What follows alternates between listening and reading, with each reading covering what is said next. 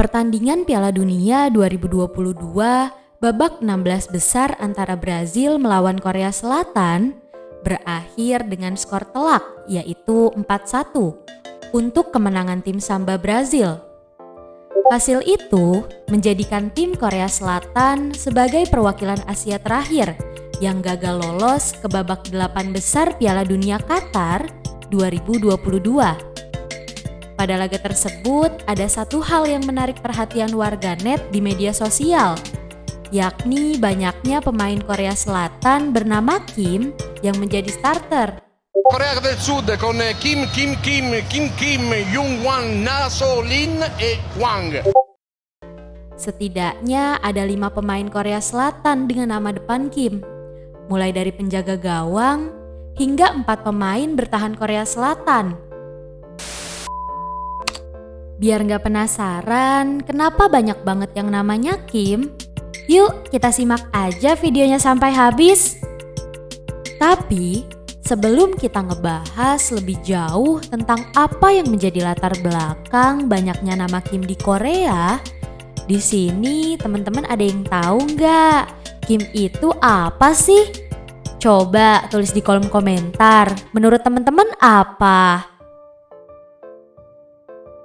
Jadi, dalam budaya Korea, sebuah keluarga tidak hanya dilabeli dengan nama belakang, tetapi juga dengan rumah leluhur mereka.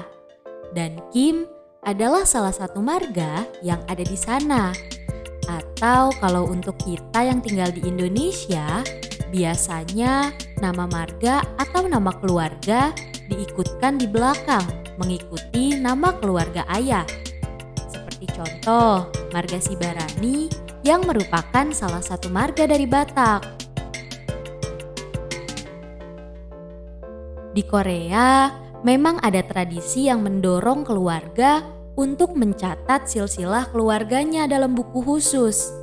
Karena menurut budaya di sana, nama keluarga memang merupakan salah satu hal yang penting dalam budaya mereka. Wah, unik banget ya.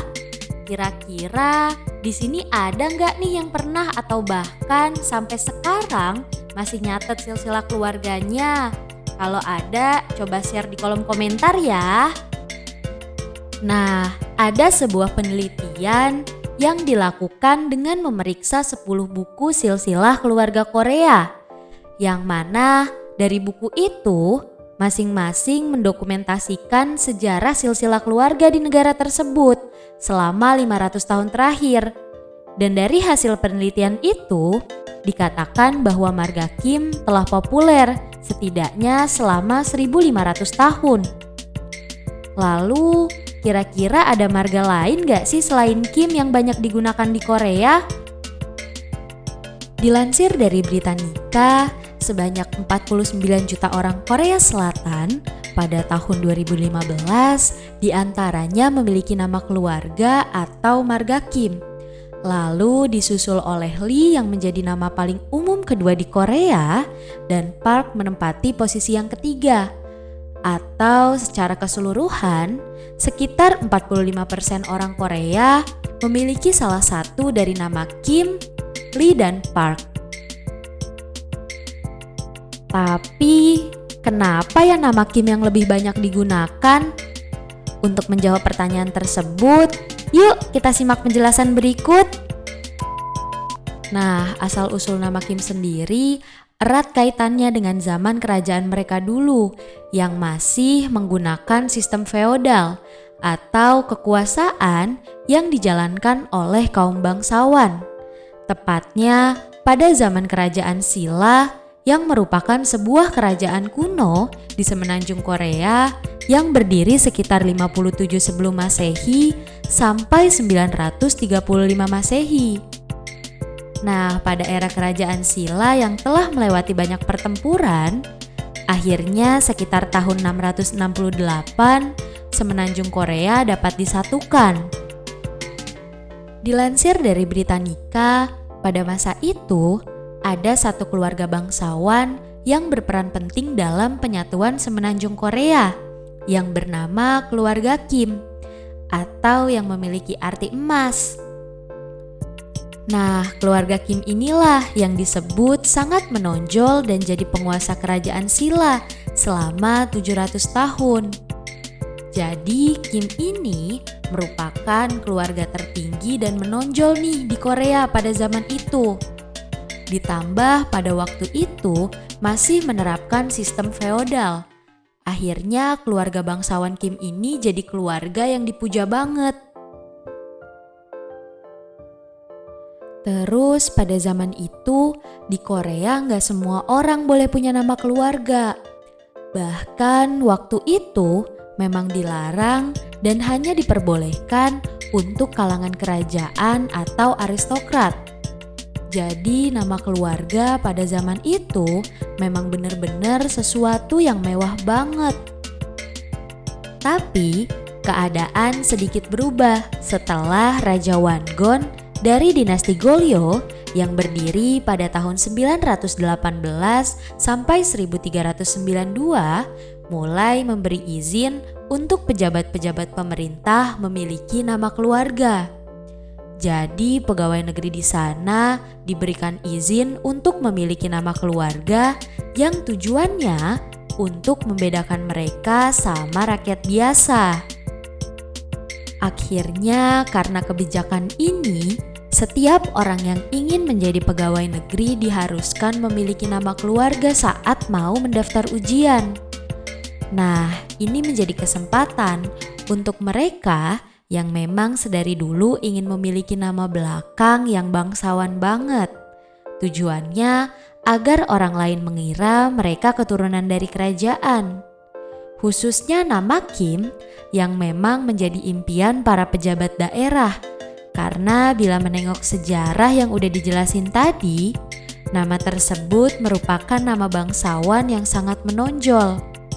Akhirnya pada zaman itu, banyak orang yang membeli silsilah elit atau dalam artian mereka membayar agar nanti dalam silsilah keluarga mereka tersambung dengan bangsawan yang padahal sebenarnya nggak ada kaitannya sama sekali. Awalnya tujuan dibentuk kebijakan ini pada saat itu diharapkan orang-orang akan membuat nama keluarga baru.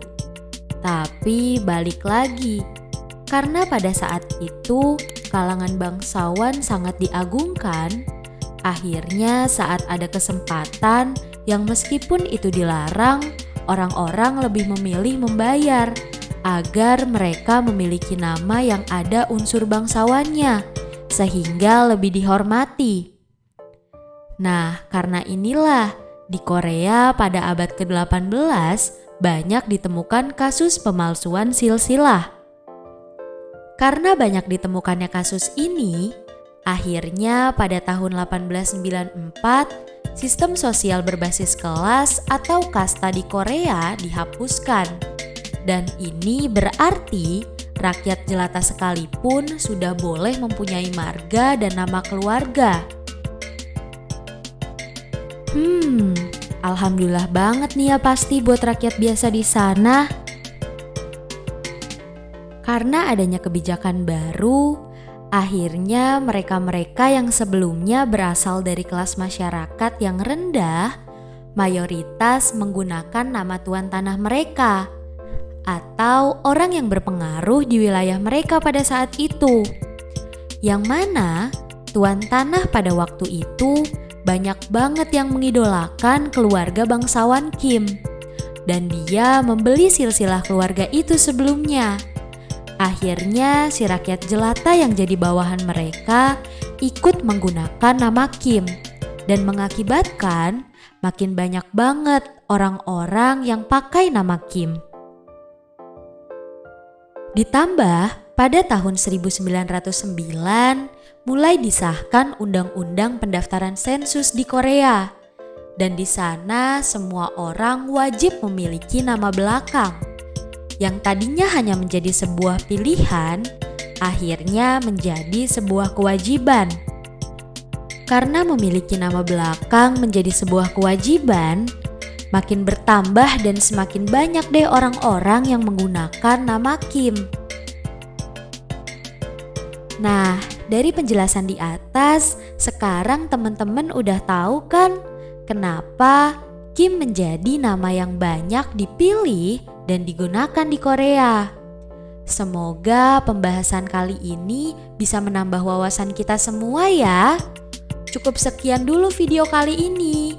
Jangan lupa like, comment, and subscribe ya teman-teman. Sampai ketemu di video selanjutnya. Dadah!